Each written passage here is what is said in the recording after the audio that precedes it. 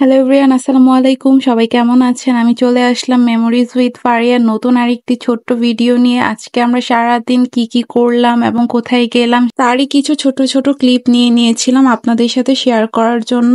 প্রথমে গিয়েছিলাম জয়নুল আবেদিন পার্কে। এটা হচ্ছে ময়মনসিংহবাসীদের একটি আবেগের জায়গা, কেননা কম বেশি আমরা সবাই ছুটি পেলে আমরা একটু পার্কে যেয়ে আড্ডা দিতে পছন্দ করি। বান্ধবীদের সাথে প্রায় 1 বছর পর দেখা হলো, তাই আমরা খুব আড্ডা দিচ্ছিলাম এবং তারপরে চলে যাই কাচারি ঘাটের নিচে। এখানে দুধের একটা চা পাওয়া যায়, এত বেশি টেস্টি, তো ওটা নিয়ে আমরা পার্কের দিকে যাই।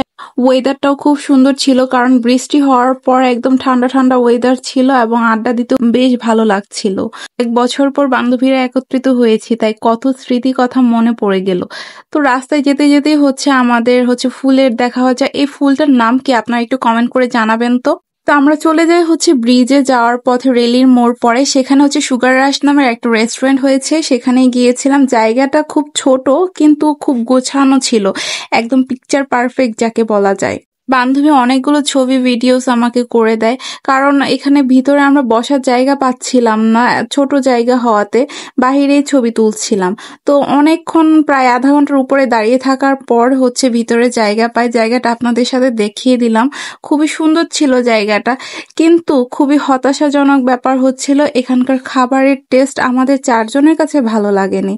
যদিও আমি কোনো ফুড ব্লগার না, তবে আমাদের কাছে এই রাইস বোলটা একদমই ভালো লাগে নাই, খুবই হতাশাজনক ছিল। কেননা এত বেশি মিষ্টি লাগছিল, পুরোটাই মনে হচ্ছিল যেন একটা মেয়োনিজে মাখানো একটা রাইস দিয়ে দিয়েছে, এবং চিকেনটাও অনেক বেশি মিষ্টি ছিল।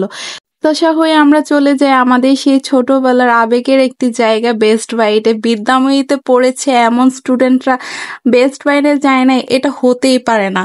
আমাদের খুবই আবেগের একটা জায়গা বেস্ট বাইট। অনেক বছর পর এখানে যাওয়া হলো, যাওয়ার পরে আমাদের স্মৃতি মনে পড়ে গেল। আমরা প্রত্যেকটা দিন এখানে আসতাম যখন স্কুলে পড়তাম।